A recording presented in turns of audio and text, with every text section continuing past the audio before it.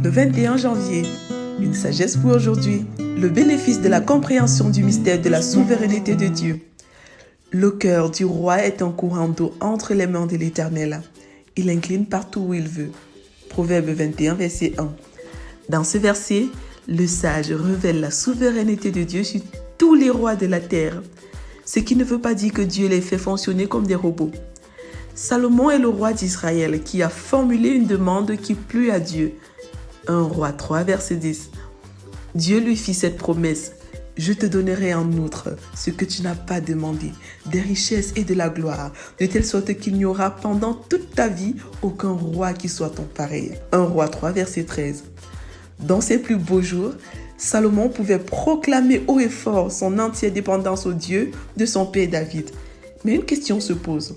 Quand Salomon s'est laissé entraîner par ses 700 femmes et ses 300 concubines dans l'idolâtrie, est-ce Dieu qui en était responsable? Toutefois, Dieu, dans sa souveraineté, a le pouvoir de faire travailler n'importe quel roi pour sa gloire, que ce dernier soit dépendant de Dieu ou non.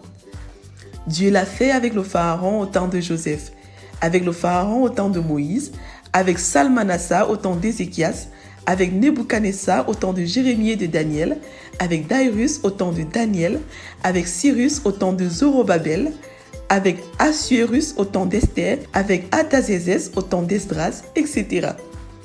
Si Dieu peut le faire pour un roi, à combien plus fort raison pour quiconque? Il est donc sage pour quiconque de coopérer avec Dieu parce qu'il a le pouvoir de faire concourir toutes choses pour sa gloire en fin de compte. Il n'est pas difficile pour Dieu de faire fléchir le cœur d'un roi dans le sens de sa volonté. Les rois sages recherchent la volonté de Dieu et se soumettent à lui en tout. Au-delà de tout, la parole de sagesse du roi Salomon, qui est l'objet de notre sagesse du jour, était prophétique. Le successeur de David, par la parole de cette sagesse, a d'avance annoncé la venue d'un roi dont le cœur serait exclusivement dépendant de Dieu, pas pour un temps, mais pour l'éternité. Sommes-nous prêts à laisser Dieu incliner notre cœur partout où il veut? Jésus-Christ, le roi des rois, pouvait dire « En vérité, je vous le dis, le Fils ne peut rien faire de lui-même. Il ne fait que ce qu'il voit faire au Père, et tout ce que le Père fait, le Fils aussi le fait pareillement. » Jean 5, verset 19. Cette déclaration importante de Jésus est le témoignage d'une soumission totale et exclusive du Fils roi vis-à-vis de son Père et d'une unité parfaite entre les deux.